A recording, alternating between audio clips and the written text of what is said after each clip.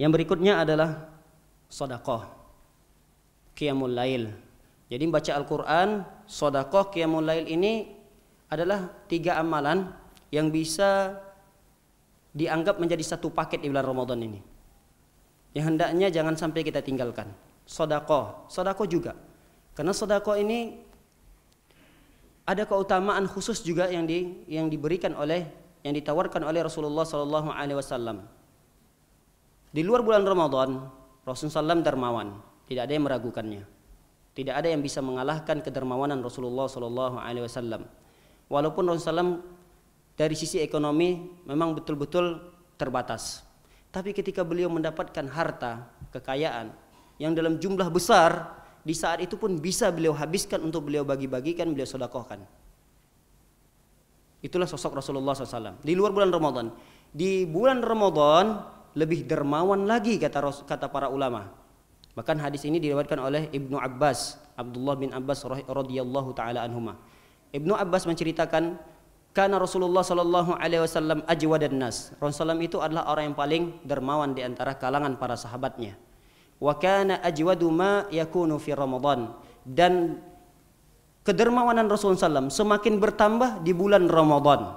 Bahkan kata Ibnu Abbas menjelaskan, wa kana ajwadu bil khairi min rihil mursalah. Bahkan kedermawanan Rasulullah SAW itu mengalahkan tiupan angin yang berhembus. Tiupan angin yang berhembus, pernah kita hitung, seandainya tiupan angin yang berhembus itu dia minta dibayar, mampukah kita untuk membayarnya? Seperti AC sekarang. AC ini gratis atau dibayar? Dibayar. AC. Untuk membeli AC-nya kita bisa ambil di pabriknya langsung atau dibeli dulu? Dibeli. Berarti kan ada materi yang kita keluarkan. Angin yang kita tiup setiap harinya pernah kita bayar? Dan dia pernah berhenti untuk bertiup? Tidak pernah. Rasulullah SAW kata sahabat lebih dermawan lagi daripada angin yang bertiup. Artinya Rasulullah itu kalau dalam mengeluarkan harta tidak pernah hitung-hitungan. Padahal kalau kita lihat kisah tentang kehidupan beliau, pernah Aisyah radhiyallahu taala anha menceritakan sampai sebulan penuh tidak pernah nyala kompor dapurnya Rasulullah SAW. Tidak terlihat ada asap di dapurnya Rasulullah SAW. Bukan karena Aisyah malas masak, bukan karena Aisyah kerjaannya cuma beli saja, bukan. Karena memang tidak ada yang dimasak di saat itu. Dan bukan cuma di rumah Aisyah, di rumah beberapa istri Rasulullah pun menceritakan pernah beberapa hari tidak pernah ada makanan yang ingin kami masak. Tapi ketika Rasulullah mendapatkan harta, misalnya dari harta rampasan perang, harta rampasan perang itu kalau ada hasilnya yang didapatkan oleh para sahabat, itu 5%-nya untuk Rasulullah SAW. 5%-nya bukan sedikit, itu jumlah yang banyak. Tapi pernah ada riwayat yang menjelaskan Rasulullah menumpuk-numpukkan hartanya? Tidak ada. Kenapa? Ketika beliau mendapatkan harta rampasan perang berupa emas, berupa senjata, berupa hamba sahaya, beliau langsung infakkan. Beliau berikan kepada orang-orang yang membutuhkan. Sehingga kata para ulama, tidak ada orang yang datang ke rumah Rasulullah SAW meminta sesuatu yang di rumah Rasulullah ada sesuatu yang diminta tersebut, pasti Rasulullah akan kasihkan. Tidak pernah ditahan-tahan oleh Rasulullah. Ada seorang yang datang, ya Rasulullah saya membutuhkan ini, apakah bisa bantu? Bisa, ambil, diberikan Rasulullah. Jadi selama Rasulullah masih bisa memberikan, masih ada yang perlu diberikan, beliau akan keluarkan. Itulah sosok seorang Rasul Nabi kita yang tercinta Muhammad sallallahu alaihi wasallam. Maka sunnah ini perlu juga untuk kita terapkan khususnya di bulan Ramadan ini. Kalau kita beralasan, Afan, saya cuma karyawan biasa, gajinya ya sekedar begitu-begitulah. Kalau untuk mengeluarkan lebih besar daripada itu mungkin tidak mampu. Para ikhwan yang dimuliakan oleh Allah Subhanahu wa taala, untuk bersedekah tidaklah harus besar. Bahkan dalam sebuah hadis dijelaskan oleh Rasulullah sallallahu alaihi wasallam, la yatasaddaqu ahadun bitamratin min kasabin tayyibin illa akhadha Allahu bi yaminihi fayurabbiha kama yurabbi ahadukum fallawahu hatta takunu mithlul jabal aw a'zam. Kata Rasulullah, la yatasaddaqu ahadun, tidaklah seorang hamba bersedekah min tamratin, hanya sebutir tamar, sebutir korma yang dia sedekahkan, min kasabin thayyib, dari hasil yang baik. Dia mensedekahkan hanya sebutir korma yang dia sedekahkan. Tapi sebutir korma itu memang betul-betul dia beli dari hasil pencariannya yang halal. Kata Rasulullah SAW, illa akhadallahu biyaminihi, kecuali Allah akan terima sedekah seorang hamba walaupun sebutir korma tadi dengan tangan kanannya. Fayurabbiha, dan Allah akan pupuk satu butir yang kita sedekahkan tadi, dibesarkan oleh Allah Subhanahu wa taala. Dipupuk sampai besar. Sampai sebesar apa? Kata Rasulullah SAW, bisa jadi dia akan menjadi sebesar gunung yang besar, au a'zam, bahkan lebih besar daripada gunung.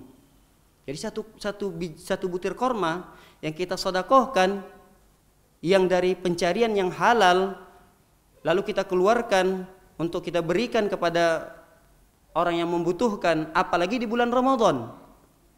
Ada program-program di masjid-masjid terdekat atau di mana saja kita berada, kita hanya mampu menginfakkan hanya 1 dus air misalnya. 1 dus air itu yang gelas berapa gelas, Pak? Yang gelas 48 gelas. Kita mampunya ini yang mampu kita beli dalam 1 hari. Atau dalam seminggu itu cuma inilah yang dapat kita infakkan. Lalu kita berikan di masjid terdekat kita.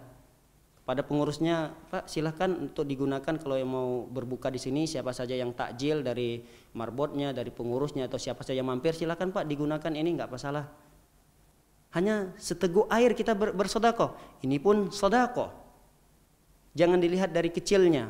Jadi sedekah itu jangan dilihat, aduh, malu deh kalau saya bersedekah cuma 1 bungkus korma yang isinya cuma setengah kilo.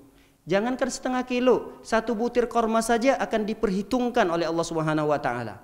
Bahkan 1 butir itu akan dipupuk oleh Allah Subhanahu wa taala, akan dibesarkan oleh Allah Subhanahu wa taala, bisa menjadi seperti gunung yang sangat besar, bahkan lebih besar daripada gunung pahala yang akan kita dapatkan apalagi kita berinfak di bulan Ramadan. Ada lagi keutamaan khususnya. Kata Rasulullah SAW, man fattara shaiman kana lahu mithlu ajri shaim. Sesungguhnya orang yang memberikan perbukaan kepada orang yang berpuasa, dia akan mendapatkan pahala orang yang berpuasa tersebut. Sama pahalanya. Jadi bisa jadi dia hari ini berpuasa, hari keberapa nih Pak? Hari keempat. Berarti insya Allah mudah-mudahan Allah SWT menerima amalan soleh kita. 4 hari puasa kita telah jelas insya Allah pahalanya di sisi Allah Subhanahu wa taala. Mudah-mudahan Allah SWT menerimanya. Nah, pada hari keempat itu dia baru 4 hari dia berpuasa. Tapi hari keempat itu karena dia membelikan setengah kilo korma, lalu dia bawa ke masjid, kemudian dia serahkan ke panitianya atau dia sendiri yang membuka korma yang dia beli tersebut, dia berikan samping kiri kanannya 1 butir, 2 butir. Dia telah terhitung dalam hadis ini memberikan perbukaan kepada orang yang berpuasa. Setengah kilo itu bisa dibagikan berapa orang? Kalau seandainya 3 butir saja, anggaplah dia bisa memberikan kepada 10 orang. Berarti di saat itu dia telah mendapatkan 10 orang yang berpuasa. Dia berpuasa baru 4 hari, tapi karena dia telah memberikan perbukaan puasa kepada 10 orang, pahalanya sudah seperti mengerjakan 14 hari berpuasa. Apalagi kita mampu memberikan lebih daripada itu. Masya Allah, 100 orang yang sedang buka berpuasa kita sediakan. Berarti di saat itu, di hari itu kita berpuasa 1 hari. Akan tetapi ketika kita memberikan perbukaan puasa kepada 100 orang, maka 100 orang ini yang memiliki pahala puasa ditransfer pahalanya kepada kita. 100 orang yang berpuasa di saat itu pahalanya akan ditransferkan oleh Allah kepada kita. Apakah mengurangi pahala puasa orang yang berpuasa tadi? Tidak, kata Rasulullah. Ghaira an yanqusa ghaira an la yanqusa min ajrihi as-shaim syai'a, dan tanpa mengurangi pahala orang yang berpuasa ini sedikit pun. Jadi kita tidak menzalimi. Oh, kalau begitu saya berpuasa, kalau ada orang yang memberikan perbukaan puasa pada saya tidak mau terima, nanti pahala saya diambil oleh orang ini. Bukan, keliru kita. Tidak akan mengurangi pahala orang yang berpuasa tersebut bagi orang yang memberikan puasa kepada orang yang berpuasa. Jadi orang yang berpuasa juga jangan gengsi. Artinya saya nggak mau terima deh, saya juga mampu kok belinya. Akhirnya dia tidak mau berbuka di masjid tersebut. Karena apa? Karena dikhawatirkan pahalanya akan diambil untuk orang yang memberikan perbukaan puasa. Tidak, para hadirin yang Allah Subhanahu wa taala, kita tetap mendapatkan pahala puasa, hanya saja semisal dari pahala puasa kita tersebut akan diberikan oleh Allah Subhanahu wa taala kepada orang yang memberikan perbukaan. Para hadirin dimuliakan oleh Allah Subhanahu wa taala. Begitu juga dengan qiyamul lail, salat tarawih. Ini memiliki keutamaan sangat besar di sisi Allah Subhanahu wa taala, jangan sampai ditinggalkan di bulan Ramadan, terutama dikerjakan secara berjamaah. Karena Rasulullah bersabda, "Man shalla ma'al imam hatta yansarif kutiba lahu qiyamul lail." Siapa orang yang salat bersama imam sampai selesai. Artinya imam yang ditunjuk resmi oleh pengurus, oleh panitia. Itulah imam yang diangkat oleh malam tersebut, maka kita salat bersama imam tersebut, maka pahalanya sama seperti pahala mengerjakan qiyamul lail semalam suntuk.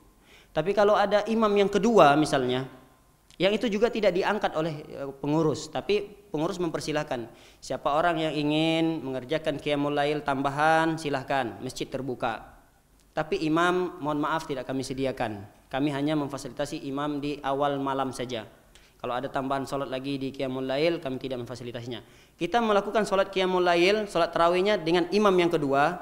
Kata para ulama dia tidak termasuk dalam hadis yang kita sebutkan tadi. Yang dimaksud dengan hadis tadi adalah siapa orang yang sholat bersama imam adalah imam yang betul-betul resmi ditunjuk oleh pengurusnya di masjid tersebut. Hatta yang sorib, sampai imam itu selesai. Jangan kita merasa kurang. Berapa rakaat sholatnya di Masjid Al-Ikhlas? 11. Aduh, saya mampu mengerjakan lebih besar daripada itu, lebih banyak lebih daripada itu. Kalau begitu rakaat ke-8, assalamualaikum, saya pulang.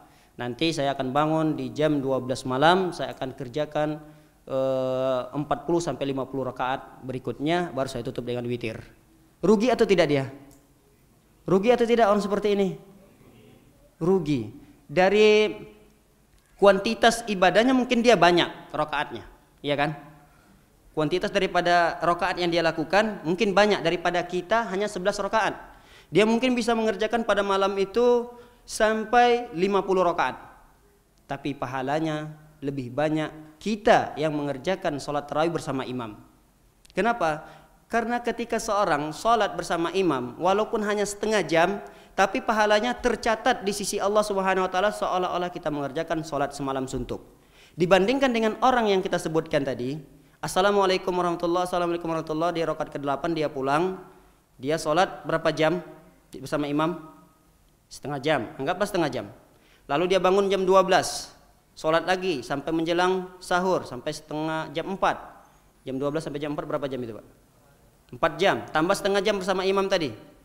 Berapa sholat malamnya? 4,5 jam.